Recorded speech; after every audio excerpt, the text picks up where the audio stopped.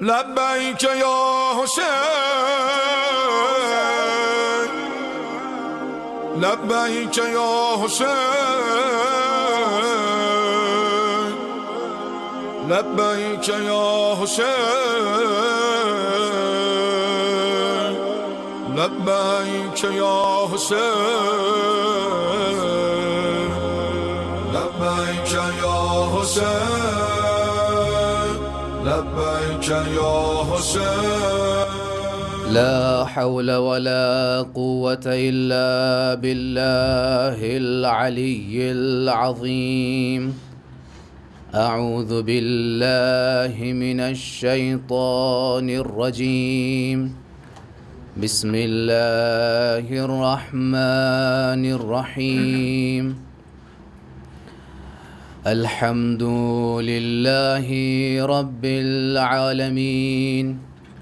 الصلاة والسلام والتحية والإكرام على النبي الأمي المكي القرشي المدني الأبتحي التهامي الرسول المسدد المصطفى الأمجد حبيب إله العالمين وخاتم النبيين مولانا ومولى الثقلين جد الحسن والحسين أبي القاسم وأبي الزهراء محمد.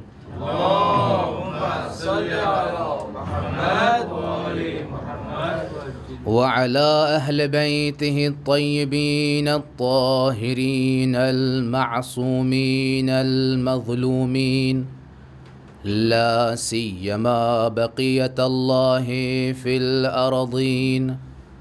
روحي وأرواح العالمين لتراب مقدمه الفداء، واللعنة الدائمة الباقية على أعدائهم وغاصب حقوقهم ومنكر فضائلهم من يوم عداوتهم إلى قيام يوم الدين. أما بعد، فقد قال الله تبارك وتعالى في القرآن المجيد وهو أصدق الصادقين وقوله الحق. بسم الله الرحمن الرحيم. قل لا أسألكم عليه أجرا إلا المودة في القربى. صلوات بر محمد اللهم صل على محمد وآل محمد. عظمت سرکار سید الشہداء امام سجاد علیہ السلام بآواز بلند صلوات پڑھیں.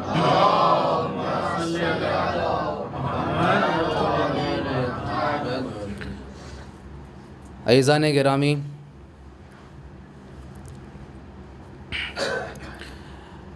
جس آیہ شریفہ کی تلاوت کا شرف حاصل کیا ہے، سورہ شورى کی 23 نمبر کی آیت ہے. جس آیت کو میں نے پڑھا ہے، یہ جملے ایک آیت کے ایک حصے کا ہے جس کو میں نے تلاوت کی ہے، جس میں ارشاد رب العزت ہوتا ہے، اے رسول کہہ دیجئے قل لا اسألکم علیہ اجرا. جب مسلمانوں نے رسول خدا سے سوال کیا، رسول خدا سے پوچھا کہ آپ کے لیے جو اجر رسالت ہے، جو آپ نے خدمات انجام دیا ہے، جو آپ نے اس نبوت کے گراں قدر اور سنگین کام کو انجام دیا اور پائے تکمیل تک پہنچا، ہم اس کے لیے کیا آپ کو اجر دیں؟ تو رسول نے کچھ نہیں کہا یہاں تک کہ وحی نازل ہوئی، اور وحی میں اللہ سبحانہ و تعالی نے فرمایا الا المودۃ فی القربى. اے رسول کہہ دیجئے میں اپنے رسالت کے لیے کوئی اجر نہیں چاہتا ہوں سوائے یہ کہ میرے قرابت داروں سے، میرے ذوی القربہ سے تم مودت اختیار کرو. یہ حکم خداوندی ہے، یہ کوئی ایسا نہیں ہے کہ رسول اپنی طرف سے کہہ رہے ہوں. ایک مرتبہ کیا ہوتا ہے کہ آپ سے کوئی سوال پوچھے گا، آپ نے بہت محنت کی، کسی مشقت آپ نے اٹھایا، کسی بھی مشن میں آپ نے بہت محنت کی، مشقت کی، بہت زیادہ آپ نے خدمات انجام دیے. خدمات انجام دینے کے بعد آپ سے کوئی پوچھے کہ اب آپ کو کیا اجر چاہیے، تو آپ اپنے حساب سے ہو سکتا ہے چند جملے خدمات کے لیے جو آپ نے انجام دیا ہے اس کے لیے آپ اجر چاہیں. یہ اجرت ہو سکتا ہے مادی ہو سکتا ہے معنوی ہو. مادی میں مال دولت جو بھی دنیا کی چیزیں آپ تصور کر سکتے ہیں وہ آ جائیں، اور معنوی میں آپ کہہ دیں آپ ہمارے لیے دعا کریں، جب بھی آپ نماز پڑھیں، نماز شب پڑھیں، آپ ہمارے لیے دعا کرتے رہیں. یا معنوی میں یہ ہو سکتا ہے کہ آپ وعدہ کریں جب تک آپ زندہ ہیں تب تک آپ ہر نماز میں ہم کو اپنی دعا میں شامل کریں گے. تو معنوی میں کچھ بھی ہو سکتا ہے، لیکن یہ حکم ایسا نہیں ہے کہ رسول نے اپنی طرف سے دیا ہو، بلکہ یہ قرآن کی آیت ہے. یعنی اس حکم کو، اس طریقہ کار کو خود خدا نے حکم دیا ہے. خدا مسلمانوں سے کہہ رہا ہے کہ اگر رسول کا اجر دینا چاہتے ہو تو تم اس کے قرابت داروں سے، اس کے نزدیکوں سے جو ہے مودت اختیار کرو. عزیزان گرامی، شب شہادت امام سجاد علیہ السلام ہے.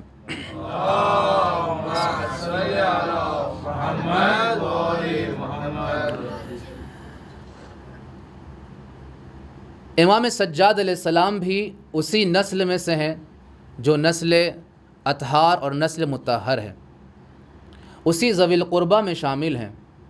انشاءاللہ آگے کی گفتگو میں آپ کے سامنے اسی آیت کے ضمن میں ایک واقعے کو نقل کریں گے جس میں امام نے اسی آیت کے ذریعے سے ہدایت کو اپنایا تھا. امام سجاد علیہ السلام کی زندگانی کے حوالے سے اگر دیکھا جائے تو آپ کی ولادت ایک قول کے مطابق 5 شعبان المعظم سن 38 ہجری کو، دوسرے قول کے مطابق 15 جمادی الاول کے سن 38 ہجری میں آپ کی واقع ہوئی.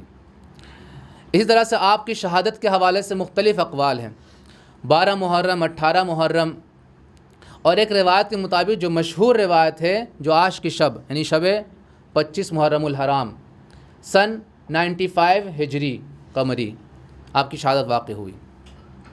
آپ کے والد امام حسین علیہ السلام ہیں،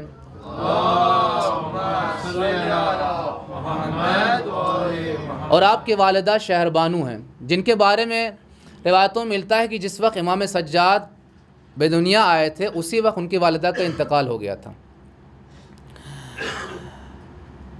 ان تمام خصوصیتوں کے باوجود جو خامس آل ابا امام حسین ان کے فرزند ہیں. یعنی اگر دیکھا جائے کہ پنجتن کے بعد جو اماموں کا سلسلہ ہے وہ امام سجاد سے ہے. یہ وہ شخصیت ہے امام سجاد علیہ السلام کہ جو مولائے کائنات کے زمانے میں 2 برس کے تھے. انہوں نے مولائے کائنات کے زمانے کو تو درک نہیں کیا ہے ظاہری طور سے، امام حسن مجتبیٰ کے زمانے کو درک کیا، امام حسین اپنے والد کے زمانے کو درک کیا ہے، اور اس سے کہیں زیادہ امام کا جو عرصہ گزرا ہے 57 سال کی عمر اللہ نے ان کو دی اور شہادت پا گئے 57 سال کی عمر میں. اکثر عرصہ جو امام کا ہے وہ کربلا کے بعد کا عرصہ ہے. کربلا میں موجود رہے جہاں پہ وہ ظلم و ستم جو ہے اہل حرم پر اور خاندان اہل بیت اطہار پر واقع ہوئی. اس ظلم میں جو امام پر بھی ظلم ہوا، امام وہاں موجود تھے، اور صرف کربلا تک نہیں تھے بلکہ کربلا کے بعد 34 سال یا 35 سال امام جو ہے امامت کے فرائض کو انجام دیتے گئے. تو امامت سے پہلے کربلا میں امام کی عمر 23 سال یا 22 سال یا 23 سال، وہ ولادت کے سن کے اعتبار سے الگ الگ روایتیں ہیں. تو 22 سال یا 23 سال کے امام ہیں اور کربلا کے بعد 35 سال تک امامت انجام دی ہے. تو اس عرصے میں جو امامت کو انجام دے رہے تھے، جو تصورات امام سجاد کے حوالے سے ذہن میں ہے ہمارے بچوں کے یا ہم لوگوں کے، جب بھی امام سجاد کا تصور کرتے ہیں تو ہمیں صرف کربلا والے امام سجاد نظر آتے ہیں۔ اکثر و بیشتر یہی ہوتا ہے کہ ہمارے ذہن میں امام سجاد یعنی وہ امام جن کے ہاتھ میں ہتھ کڑی ہے، بیڑی ہے، وہ امام جو بیمار تھے، وہ امام کہ جن کے گردن میں طوق تھا، یقیناً یہ صحیح ہے، لیکن یہ کچھ عرصے کے لیے تھا، یہ 1 سال کے لیے بھی نہیں تھا، بلکہ کچھ مدت کے لیے۔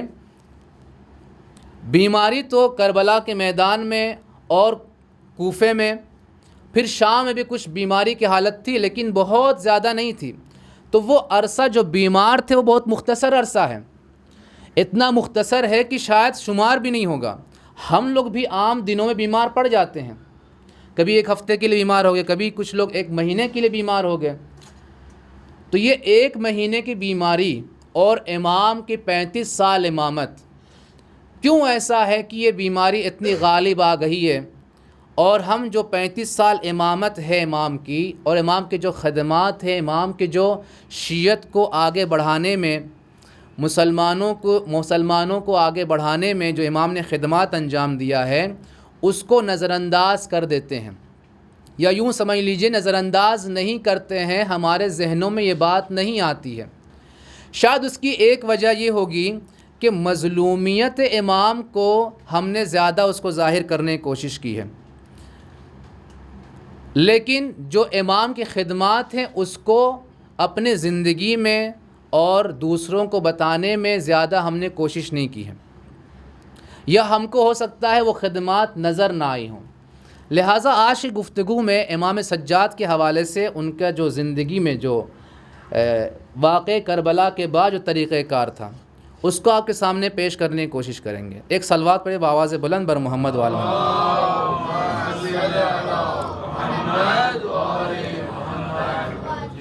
چوتھے امام کو سید الساجدین کہتے ہیں، زین العابدین، عبادت گزاروں کے زینت، سب سے زیادہ سجدہ کرنے والے، بہت زیادہ سجدہ کرنے والے۔ یہ اس کی وجہ ایک یہ ہے کہ امام علیہ السلام ہر موقع پر سجدہ گزار ہوتے تھے۔ کبھی کوئی نعمت ملی، سجدہ شکر ادا کیا۔ امام کو کوئی ایسی خبر دی گئی جو مصیبت کی خبر تھی، پھر بھی امام نے سجدہ شکر ادا کیا۔ امام مسلسل جو ہے اللہ کا شکر ادا کرتے تھے، یہاں تک کہ نمازوں کو طول دیتے تھے اور دن میں روزہ رکھتے تھے۔ یہ تمام خصوصیتیں جو امام کی فردی تھی، اس کو کہتے ہیں فردی، جو عملی زندگی میں امام کی تھی، اور یہ فردی امام کے جو فضیلتیں ہیں، ان کی وجہ سے امام کو سید الساجدین اور زین العابدین لقب دیا گیا ہے۔ اگر دیکھا جائے امام کی زندگانی میں جو حاکمین آئے اور جو عرصہ تھا امام کی حکومت کا، امام سجاد کی حکومت کا، یہ وہ دور ہے جو بنی امیہ کے زمانے میں سب سے خطرناک، سب سے زیادہ سخت مراحل جو پیش آئے ہیں، یہ اسی زمانے میں پیش آئے ہیں، یعنی امام سجاد کے دور حکومت میں ایسے سفاک اور ایسے ظالم بنی امیہ کے افراد اس زمانے میں موجود تھے جو تاریخ میں اتنے سفاک اور اتنے ظالم جو ہے بنی امیہ کے سارے دور میں نہیں تھے، چونکہ یہ عروج تھا بنی امیہ کا، جس میں عبد الملک ابن مروان جیسے ظالم خلیفہ، اس میں جیسے حجاج بن یوسف ثقفی، آپ حجاج کے بارے میں جانتے، جس نے 20-21 سال جو ہے حکومت کی، اور نہ جانے کتنے مسلمانوں کو، کتنے اہل بیت کے چاہنے والوں کو اس نے تہ تیغ کیا، یہاں تک کہ اس کا صبح کا ناشتہ نہیں ہوتا تھا اگر کسی اہل بیت کے چاہنے والوں کو اس کے سامنے ذبح نہ کریں یا اس کا خون نہ دیکھے، وہ اس قدر سفاک۔ تو ایسے ماحول میں امام سجاد زندگی گزار رہے تھے، جو امویوں کا عروج کا زمانہ تھا، یزید کا زمانہ اسی زمانے میں تھا، عبد الملک کا زمانہ، پھر ولید ابن عبد الملک، پھر حجاج، یہ تمام وہ افراد تھے جو ایسے زمانے موجود تھے۔ امام سجاد علیہ السلام نے اگر دیکھا جائے، امام سجاد نے مختلف طریقے اپنائے۔ الگ الگ حاکموں کے زمانے میں الگ الگ ان کا طریقہ کار تھا، اس لیے کہ امام وہی ہوتا ہے جو حالات کو دیکھ کر کے ان حالات کے بلبوتے پر قدم اٹھاتا ہے۔ ایک وہ دور ہے جو اسیری کا زمانہ ہے، ابھی امام حسین علیہ السلام شہید ہوئے ہیں، اسیر بنا کر کے کوفے میں لے کے جایا جا رہا ہے، کوفے سے پھر شام۔ یہ وہ دور ہے جہاں پہ یزید حکومت کر رہا ہے، عبید اللہ ابن زیاد جو ہے حاکم کوفہ ہے۔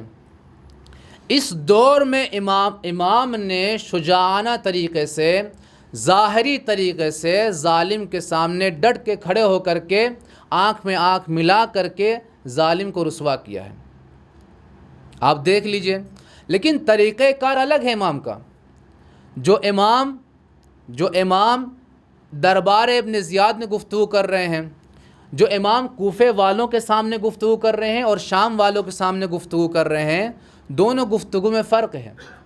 امام جس وقت اہل کوفہ سے گفتگو کر رہے ہیں تو اہل کوفہ کو غدار بتا رہے ہیں، فریب کار بتا رہے ہیں، کہتے ہیں کہ تم لوگوں نے میرے والد کو بلایا، تم لوگوں نے کہا ہم عہد کرتے ہیں، ہم یہ وعدہ کرتے ہیں آپ کا ساتھ دیں گے، اور بلا کے تم لوگوں نے شہید کر دیا، تم لوگوں نے مظلومانہ طریقے سے میرے والد کو شہید کیا جو ابن رسول اللہ تھے۔ اس طرح سے کوفیوں کو جھنجھوڑتے ہیں، کوفیوں کو ان کے جو اعمال ہیں، ان کی جو طریقہ کار ہے اس کو وہ ٹوکتے ہیں اور ان کی مذمت کرتے ہیں شدید الفاظ میں۔ اور پھر جب امام حسین علیہ السلام اور اپنے بارے میں بتاتے ہیں اور مصائب امام حسین کو پیش کرتے ہیں تو ان الفاظ کو سننے کے بعد کوفیوں کے دل میں نہ جانے کیا حالت پیدا ہو گئی کہ ان کی آنکھوں سے آنسو جاری ہو گئے۔ جب ان کی آنکھوں سے جاری ہو گئے آنسو، ان کے دل میں رقت آئی تو ایک مرتبہ کہنے لگے کہ ہم آپ کے ساتھ ہیں، آپ جو حکم دیں گے ہم ویسے ہی کریں گے، ہم آپ کے جو باپ کے قاتل ہیں ان سے بدلہ لیں گے، ہم آپ کے اطاعت گزار ہیں۔ اس جملے کو سننے کے بعد امام نے کہا کہ تم لوگ غدار ہو، کیا اس سے پہلے تم لوگوں نے میرے باپ کے ساتھ وعدہ نہیں کیا تھا؟ تو تم لوگوں کے اندر غداری پائی جاتی ہے، تم لوگ بے وفا ہو اور وہی طریقہ اپنانا چاہتے ہو جو میرے والد سے اپنایا۔ تم لوگ مجھ سے دور رہو اور نہ میرے پاس رہو اور نہ میں تمہارے پاس رہوں گا۔ اس طرح سے کوفیوں کے ساتھ امام پیش آئے ہیں۔ لیکن آپ دیکھیے جب امام سجاد شام میں وارد ہوتے ہیں تو شام میں ایک شامی شخص، شام کون سا ہے؟ یہ یزید اور معاویہ کا شام ہے، یعنی جہاں پہ اتنے سالوں سے اہل بیت کے خلاف پروپیگنڈا ہو رہا ہے، وہاں پہ اہل بیت کے خلاف باتیں چل رہی ہیں، وہاں پہ مولا کائنات کو نعوذ باللہ بے نمازی وہاں پہ دکھلایا گیا تھا۔ جب مولا کائنات کے سر پہ ضرب لگی اور یہ خبر شام تک پہنچی اور شام والوں نے اس خبر کو سنی تو کیا جملہ کہا تھا؟ علی اور مسجد یہ کیسے ہو سکتا ہے؟ جب شام میں حکومت کی طرف سے کیا کرتے تھے؟ شام میں جا کر کے غریبوں کو غذا پہنچاتے تھے، پہنچانے کے بعد پھر اس غذا کو چرا لیتے تھے، اور جب یہ سوال ہوتا تھا کہ کس نے اس کام کو انجام دیا تو مولا کائنات کا نام لیتے تھے، تاکہ لوگوں کے دلوں میں مولا کائنات کے بنسبت نفرت بیٹھ جائے۔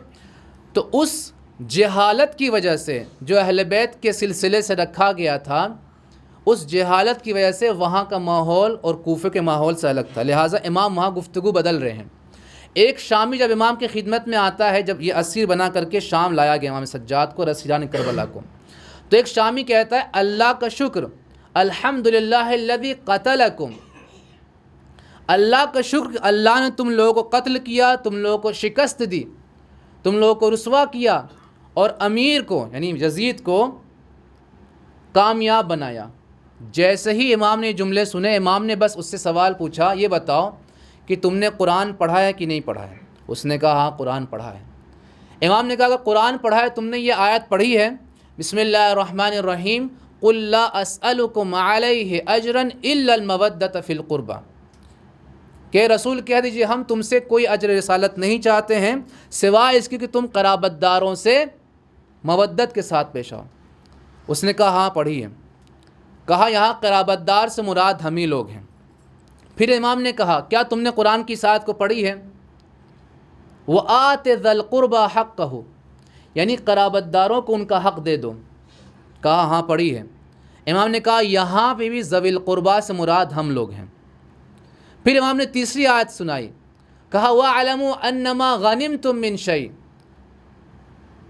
قرآن کی آیت ہے، اللہ کہتا ہے کہ جان لو، مسلمانوں سے خطاب ہو کر کے، انما غنمتم من شیء، جو بھی تم غنیمت میں لوگے، جو بھی تم حاصل کرو گے، فان للہ خمسہ، اس کا 5واں حصہ رسول کے لیے، اللہ کے لیے ہے، ولرسولہ، اس کے رسول کے لیے ہے، ولذی القربى، اور ذوی القربیٰ کے لیے ہے۔ امام کہتے ہیں یہاں پہ ذوی القربیٰ سے مراد بھی ہم ہی لوگ ہیں۔ پھر امام نے ایک اور آیت سنائی، انما یرید اللہ لیذہب عنکم الرجس اہل البیت ویطہرکم تطہیرا۔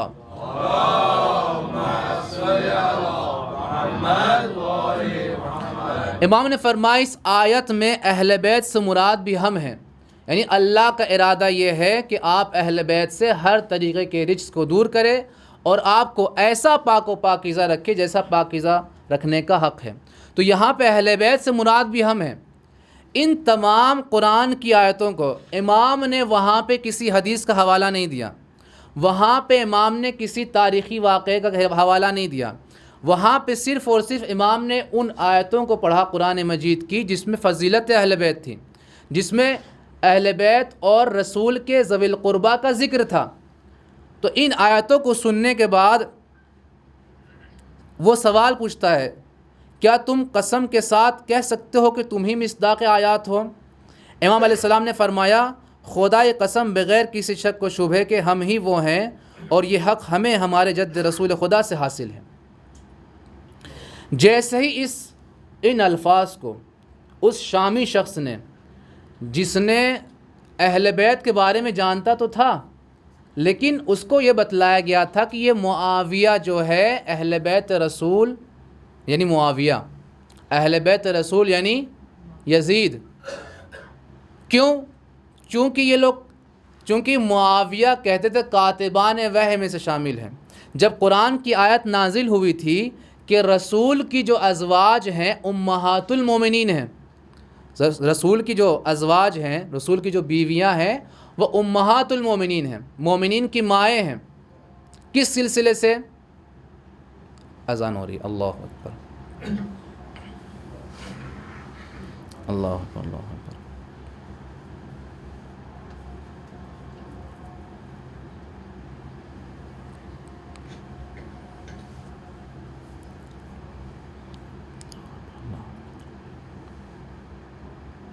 اشہد ان لا الہ الا اللہ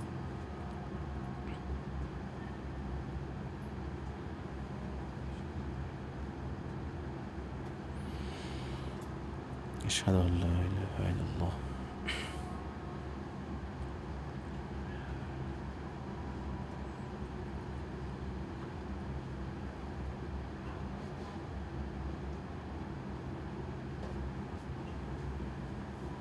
اللهم صل على محمد وآل محمد وعجل فرجهم۔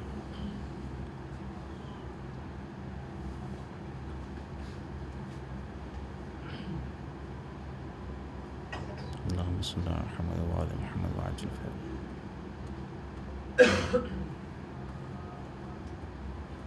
حي على الصلاة۔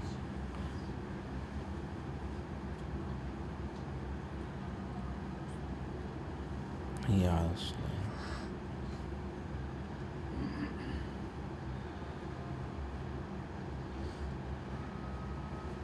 حي على الفلاح۔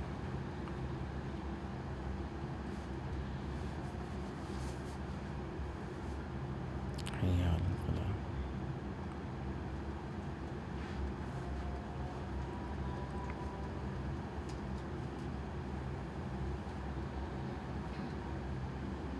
اللہ اکبر اللہ اکبر۔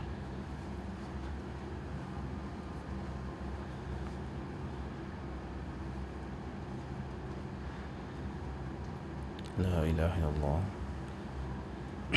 صلوات پڑھے بآواز بلند پر محمد و آلہ۔ تو عزیزان گرامی، چونکہ جب آیت نازل ہوئی کہ رسول کی جو زوجہ ہیں وہ مومنین کی مائیں ہیں، کس معاملے میں؟ یعنی اس معاملے میں کہ آپ ان سے رسول کے بعد شادی نہیں کر سکتے ہیں، ان کا جو ہے آپ احترام ان کا یہ ہے کہ آپ ان سے شادی نہیں کر سکتے ہیں۔ تو عزیزان گرامی، اس کے بعد جو ہے معاویہ کو بنا دیا خال المسلمین، یعنی مسلمانوں کے اگر کوئی خالو ہے تو وہ کون ہے؟ معاویہ۔ اس طرح سے اس آیت میں انہوں نے رشتہ داری کو دیکھا، جبکہ یہاں پہ قرآن نے صرف امہات المومنین کے بارے میں کہا ہے، کسی اور شخص کے بارے میں نہیں کہا ہے کہ اگر امہات المومنین کے بھائی، امہات المومنین کے بہنیں، امہات المومنین کے والد، امہات المومنین کے کوئی دوسرا شخص جو رشتہ دار ہے، اس کے بارے میں آیت نازل نہیں ہوئی ہے۔ قیاس کرتے ہوئے امہات المومنین کے دائرے کو اور وسیع کر دیا، ان کے بھائیوں کو پتہ چلا ماموں بنا دیا، کسی کو خالہ بنا دیا، کسی کو کچھ بنا دیا، چچا بنا دیا، تو ہر ایک کے لیے احترام اس آیت سے نکالنا شروع کر دیا۔ تو اس طرح سے اہل بیت کو جو پیش کرنا تھا اور اہل بیت کے جو مصداق تھے دوسرے افراد کو معین کیا تھا، اسی لیے شام کے حالات اس قدر دگرگوں تھے۔ تو جب امام نے ان آیتوں کی تلاوت کی اور ذوی القربہ کے بارے میں کہا کہ ہم ہی وہ ہیں جو رسول کے ذوی القربہ ہیں، رسول کے جو قرآن جس کے بارے میں احترام کے لیے کہا ہے، محبت کرنے کے لیے ہم ہی لوگ ہیں، تو ایک بارگی میں وہ بلند آواز سے رونے لگا۔ روتے روتے اس نے اپنے سر سے اپنے امامے کو پھینکا، اور پھینکنے کے بعد کہنے لگتا ہے کہ خدایا تو گواہ رہنا کہ میں اہل بیت کے دشمنوں سے بیزار ہوں، یعنی آپ کے دشمنوں سے میں بیزار ہوں۔ پھر امام سے کہتا ہے کیا میرے لیے توبہ ہے، کیا میرا توبہ قبول ہوگا؟ امام نے کہا بالکل قبول ہوگا۔ تو اس طرح سے امام نے کوفے والوں کو کس طرح سے امام پیش آئے، ان کے ساتھ عبید اللہ ابن زیاد سے کیسے پیش آئے، اور پھر شام میں کیسے پیش آئے۔ شام میں جب دربار یزید میں آئے ہیں، جہاں پہ یزید نے تمام افراد کو جمع کیا ہے، شام والوں کو، ساتھ ہی ساتھ تمام دیگر ممالک کے سفیروں کو اور دیگر فرقے کے، دیگر مذہب کے بزرگوں کو جمع کیا ہے، وہاں پہ امام جب جاتے ہیں ممبر پہ تو ممبر کو ممبر نہیں کہتے ہیں، کہتے ہیں لکڑیوں کا ڈھیر۔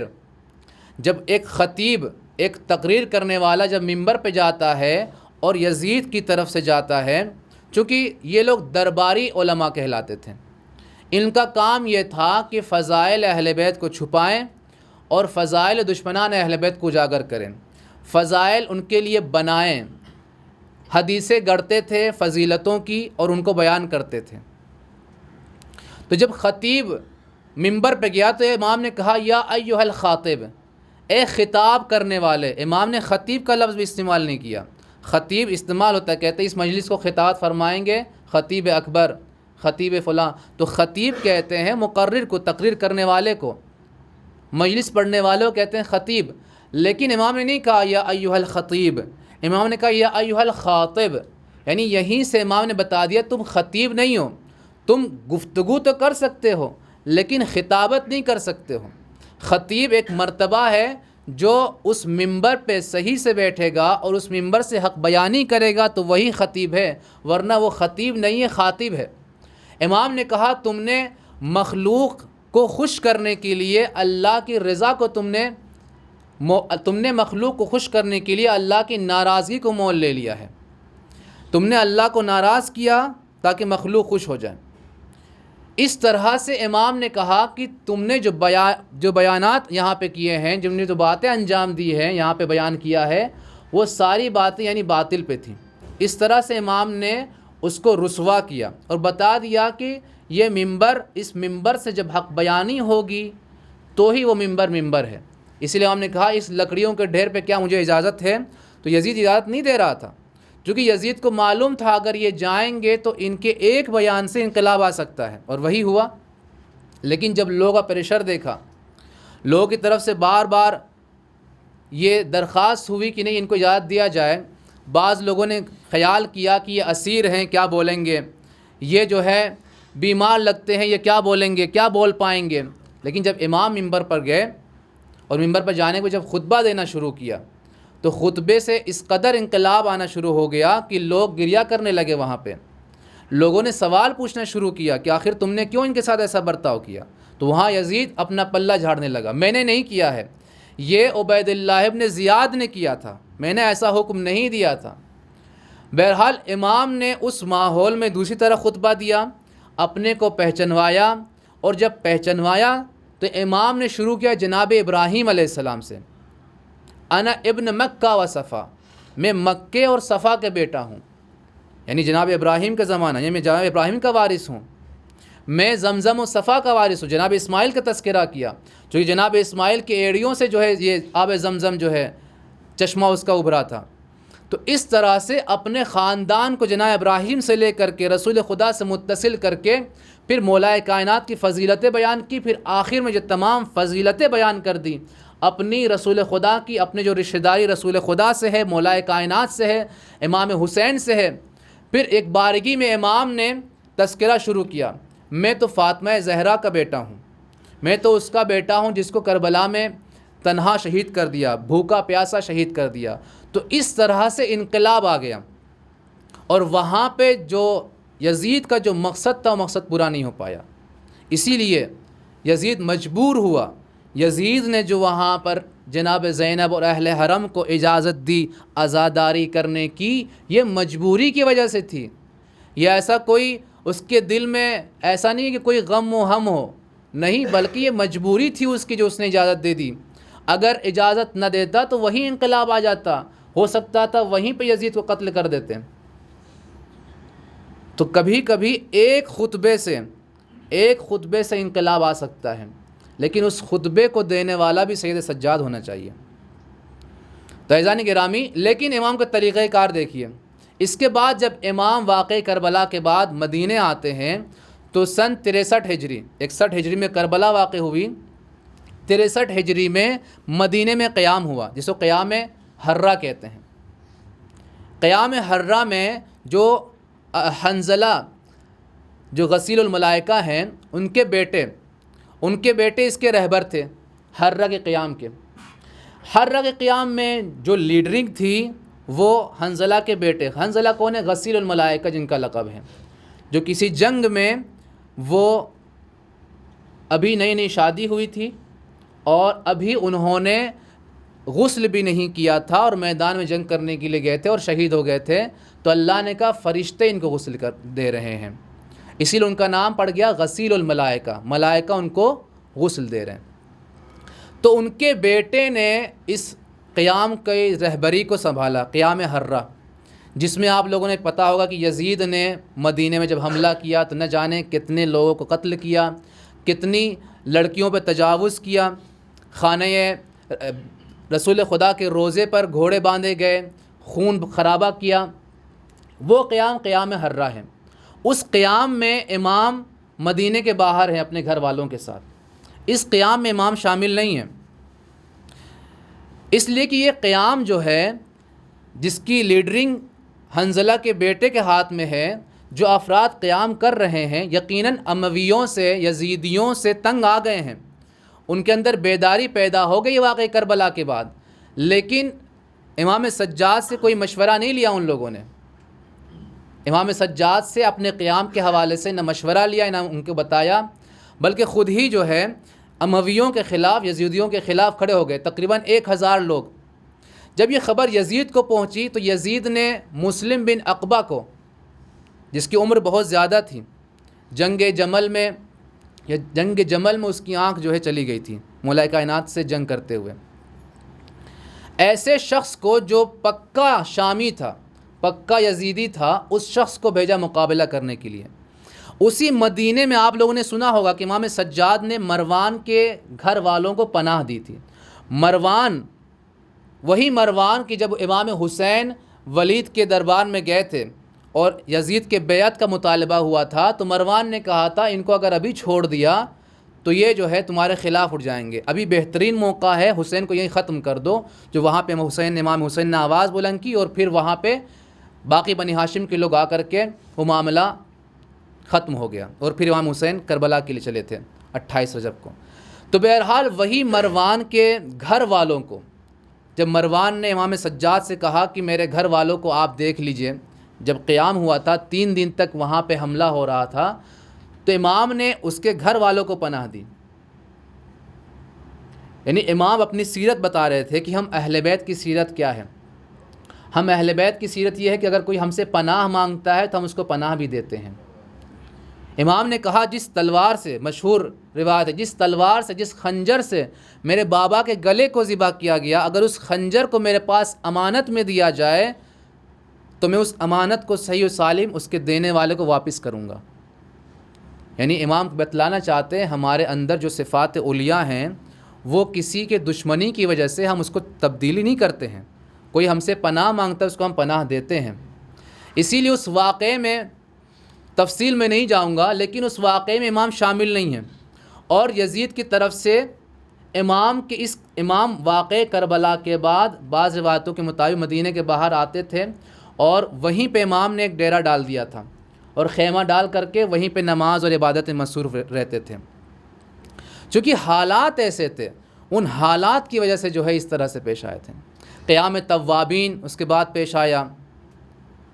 قیام توابین میں جو لوگ قیام توابین میں تھے وہ وہی لوگ تھے جو کوفے میں تھے، لیکن امام حسین کا ساتھ دینے کے لیے کوفے سے نہیں نکلے تھے، کربلا نہیں پہنچے تھے۔ خوف اور ڈر کی وجہ سے وہ کربلا نہیں گئے تھے۔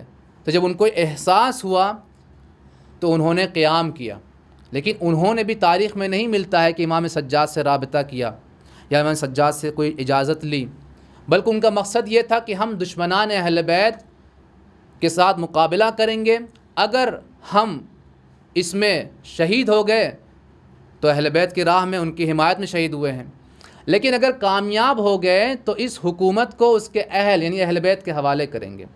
نیت میں ان کے کھوٹ نہیں تھی، لیکن ان کا طریقہ کار جو تھا، قیام انہوں نے انجام دیا، لیکن امام سے نہیں پوچھا، امام سے مشورہ نہیں لیا کہ کیا ہم قیام کو انجام دیں انجام نہ دیں۔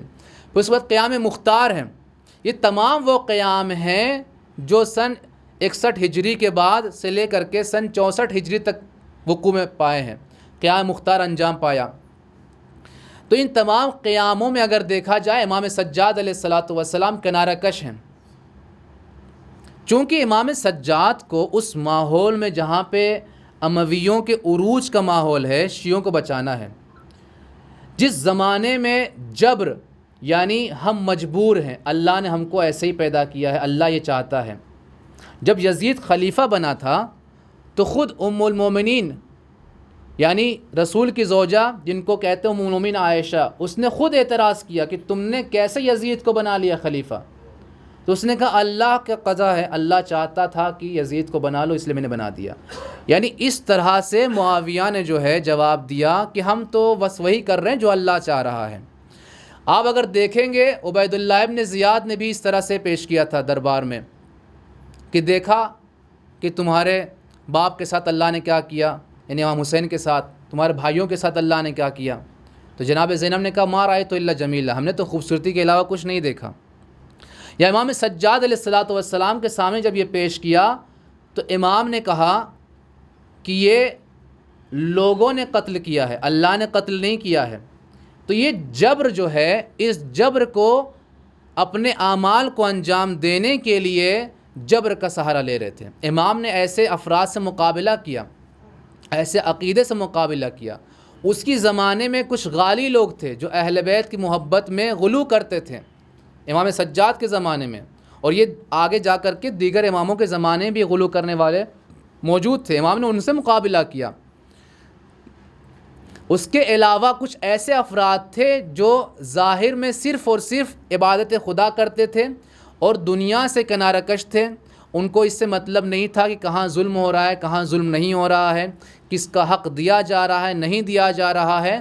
اور ایسے لوگوں کی جو اہمیت اور فضیلت تھی عوام کے درمیان زیادہ تھی، تو امام نے ایسے لوگوں کو بھی رسوا کیا۔ جب مدینے میں بارش نہیں ہو رہی تھی، یہ لوگ خانہ خدا کے پاس تھے، لوگ ان سے متوسل ہوئے کہ اللہ کی بارگاہ میں دعا کرے تاکہ بارش نازل ہو۔ ان لوگوں نے دعا کیا لیکن بارش نازل نہیں ہوئی۔ امام سجاد وہاں پہ تشریف لائے اور ان کو رسوا کیا۔ امام نے کہا کہ تم لوگ کی عبادتوں کا فائدہ کیا ہوا کہ تم لوگ دعا کر رہے ہو، لیکن اگر وہ لوگ اپنے کو کہہ دیتے ہم اللہ کی رحمت ہمارے اوپر رہتی ہے، ہم اللہ کی رحمت میں ہیں، اگر اللہ کی کوئی رحمت ہے تو صرف ہمارے اوپر رہتی ہے۔ اسی بات کو امام کو لوگوں کو اجاگر کرنے کے لیے، ظاہر کرنے کے لیے کہ ایسا نہیں ہے، تم لوگ غلط فہمی میں ہو، یہ طریقہ بھی صحیح نہیں ہے کہ انسان صرف دنیا سے کنارہ کش ہو کر کے صرف اور صرف عبادت میں مشغول رہے۔ امام نے آ کر کے وہاں پہ کہا کہ تم لوگ دعا کیا تو کیا ہوا، کیوں بارش نازل نہیں ہوئی؟ اگر اللہ کی رحمت تم لوگ کے اوپر رہتی ہے تو بارش کو نازل ہونا چاہیے تھا۔ پھر امام نے دعا کی، وہاں پہ امام کے دعا کرنے کے بعد باران رحمت نازل ہوئی۔ تو اس سے امام نے وہاں پہ ظاہر کر دیا کہ یہ لوگ جو ہیں، یہ لوگ صرف اور صرف جو ہے دنیا سے کنارہ کش ہونا، ایک جگہ عبادت کرنا، یہ دین کا نام نہیں ہے، اور ایسے لوگوں کی پیروی بھی نہیں کرنا چاہیے۔ امام نے ساتھ ہی ساتھ اس زمانے میں ایسے لوگوں کا مقابلہ بھی کیا، جیسے حسن بصری ہیں، جو بہت زیادہ لوگوں میں مشہور تھے کہ یہ واعظ و نصیحت کرتے ہیں۔ حسن بصری کا ایک واقعہ ہے کہ وہ کون تھے، اس کو ہم کنارہ رکھتے ہیں، اور اس واقعے کے بارے میں کہ حسن بصری کو امام نے کس طرح سے اس کو درس دیا۔ حسن بصری کون ہے؟ حسن بصری وہ ہے کہ جس نے یہ ان لوگوں میں شامل، ان علماء میں شامل ہے جنہوں نے یزید کے زمانے میں اور بنی امیہ کے زمانے میں یہ کہہ دیا تھا کہ دیکھیے بنی امیہ کے خلاف بولنا نہیں چاہیے۔ کیوں؟ اگر یہ لوگ برا کریں گے تو اللہ کے یہاں یہ لوگ دیکھیں گے، اور اگر اچھا کریں گے تو بہرحال ان کو دگنا اجر ملے گا۔ یہاں تک کہ اگر برا بھی کریں گے، خطا کریں گے، اگر خطا بھی کریں گے تو اللہ ان کو جو ہے بخش سکتا ہے، لیکن آپ ان کے خلاف آپ کو اجازت نہیں ہے بولنے کی۔ خود عبد الملک جو مروان کا بیٹا ہے، اس نے جو ہے نہی از منکر کرنے کو جو ہے بالکل روک لگا دیا تھا، کوئی حکومت کے خلاف نہیں بول سکتا ہے۔ اگر دیکھا جائے اس سے ہم کو درس ملتا ہے کہ ایسے حالات آج کے زمانے میں پیش آ رہے ہیں۔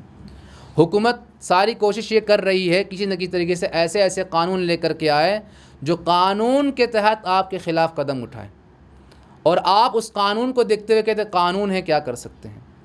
تو ایسے حالات پیش نہ آئے، ہم کو سیرت امام سجاد پڑھنے کی ضرورت ہے تاکہ وہ حالات ہمارے سامنے آ جائیں کہ کس طرح سے کیسے افراد تھے امام سجاد کے زمانے میں، اور امام نے اپنے امامت کے فرائض کو انجام دیا۔ صرف امام نے باقاعدہ اگر امام مقابلہ نہ کرتے ان سب چیزوں سے تو پھر کیا پرابلم تھی حکومت کو امام سے؟ کوئی امام کو شہید کیا گیا، امام کو زہر دے کے شہید کرنا بتلا رہا ہے کہ امام ہر وہ قدم جو حکومت کے خلاف، جو ظلم کے خلاف ہو سکتا تھا، جو معاشرے میں برائیاں پھیلی ہوئی تھی، ان کو امام نے ان کا مقابلہ کیا۔ کبھی امام نے اس طرح سے مقابلہ کیا درس و موعظہ کے ذریعے سے، اور کبھی دعاؤں کے ذریعے سے پیغام کو پہنچایا، اور دعاؤں کے ذریعے سے ظالم کو بتا دیا ظالم کون ہے اور مظلوم کون ہے، دعاؤں کے ذریعے سے بتا دیا کہ فتنہ کس کو کہتے ہیں، فساد کس کو کہتے ہیں، توحید سے ہٹنا کس کو کہتے ہیں، اور توحید کے ساتھ رہنا کس کو کہتے ہیں۔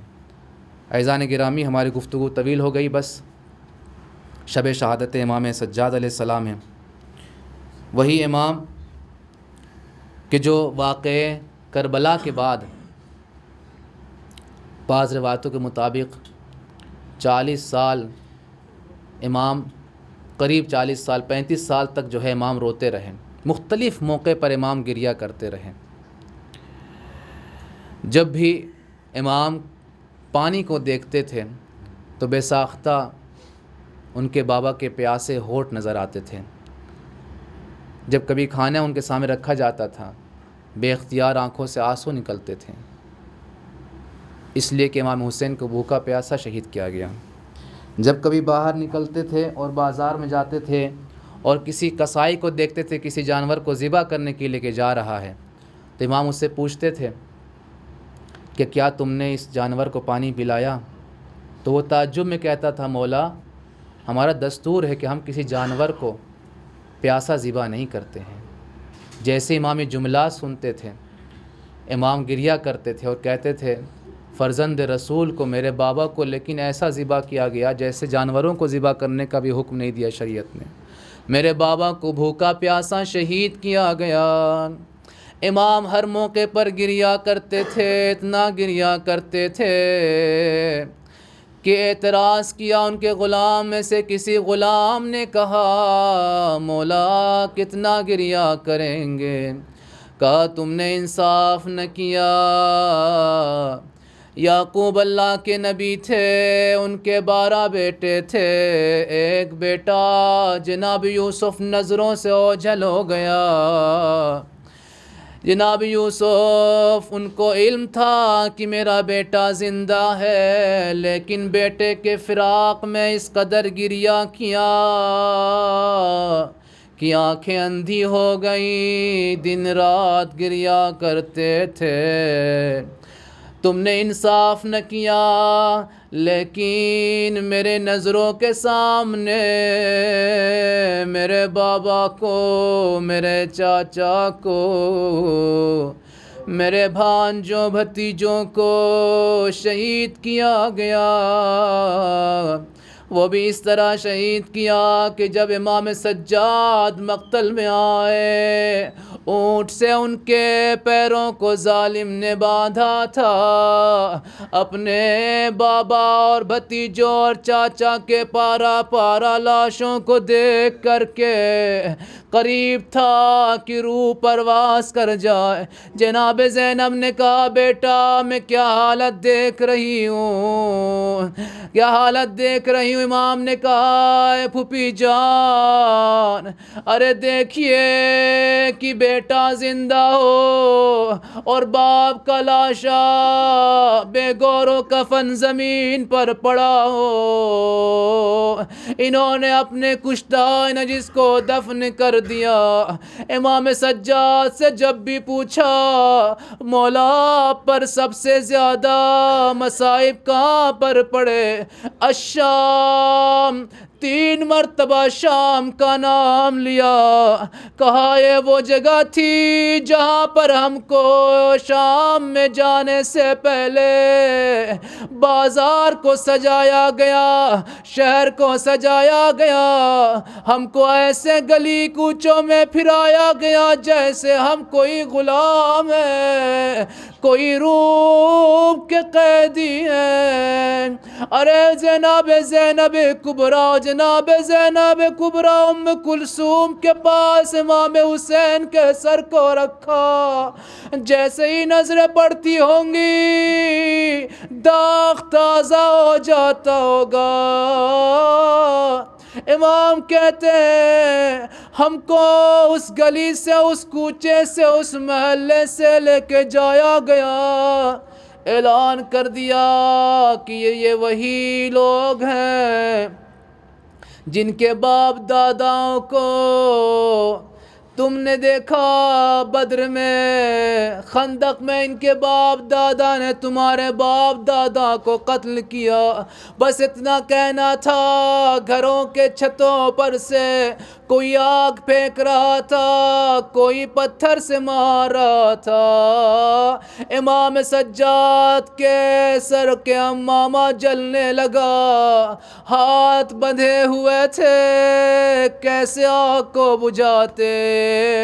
سر میں آگ پہنچ گئی۔ وہی امام سجاد آخری لمحات میں امام سجاد کو ظالم نے زہر دے کر شہید کیا۔ میں کہوں گا مولا آپ کے جنازے کو غسل بھی دیا، کفن بھی پہنایا، لیکن ہائے مظلوم کربلا امام حسین بے گور و کفن لاشا زمین پر پڑا رہا، کوئی دفن کرنے والا نہ تھا۔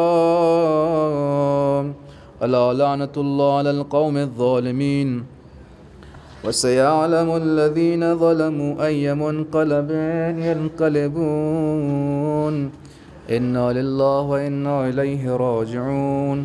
پروردگار ہماری اس مختصر سی عبادت کو قبول فرما، پروردگار ہمارے والدین کی گناہان صغیرہ کبیرہ کو معاف فرما، پروردگار آزاداری امام حسین علیہ الصلوۃ والسلام بامعرفت طریقے سے انجام دینے کی توفیق عطا فرما، دن بدن پروردگار اس عزاداری کو فروغ عطا فرما، امام زمانہ علیہ الصلوۃ والسلام کے ظہور میں تعجیل فرما، ہم سب کو ان کے ناصر و اعوان میں شمار فرما۔